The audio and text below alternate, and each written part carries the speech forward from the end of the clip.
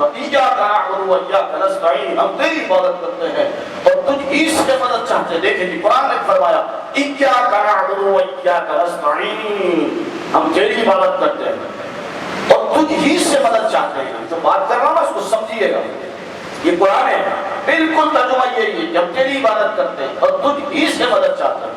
دیکھیں جی اللہ نے فرمایا، ہم نے بھی ایسا تفسیر ڈالا، اللہ نے فرمایا نا ہم تیری عبادت کرتے ہیں تجھ ہی سے مدد چاہتے ہیں۔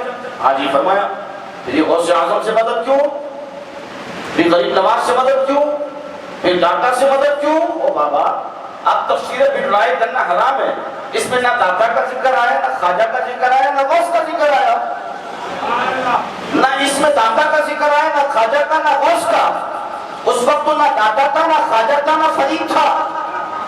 تو یہ دیکھیں إِيَّاكَ نَعْبُدُ وَإِيَّاكَ نَسْتَعِينُ کی آیت کس کی مذمت میں کر رہی ہے؟ یہ دیکھیں اس کا سیاق و سباق بتائیں۔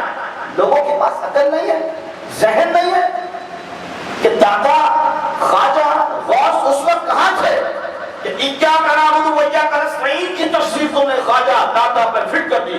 حضرت عبداللہ ابن عمر نے جب فرمایا شرار خلق اللہ، اللہ کی مخلوق میں کچھ لوگ شرارتی ہیں، شرار خلق اللہ، بخاری شریف کے اندر روایت ہے شرار خلق اللہ، اللہ کی مخلوق میں کچھ شرارتی ہیں۔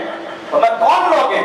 انطلبوا الی آیات نزلت فی الکفار فجعلوها للمؤمنین، جو کفاروں کی مذمت میں آیتیں نازل ہوئی وہ مومنوں پر چپسا کرتے ہیں، وہ مومنوں پہ فٹ کرتے ہیں۔ تو صحابہ کے نزدیک وہ لوگ شرارتی ہیں، وہ شیطان لوگ ہیں جو آیتیں بتوں کی مذمت میں نازل ہوئی وہ انبیاء پر اولیاء پر چپسا کرتے ہیں۔ تو ماہ صیام برکتوں کا مہینہ، رحمتوں کا مہینہ، تم اس کا ایمان چھین رہے ہو، تم اس کا ایمان خراب کر رہے ہو۔ تو اس سے بہتر تفسیر نہ سنی جائے کہ اور سے تفسیر سننے سے کیا فائدہ کہ جس تفسیر سننے کے بعد صاحب قرآن کی محبت ہی چلی جائے۔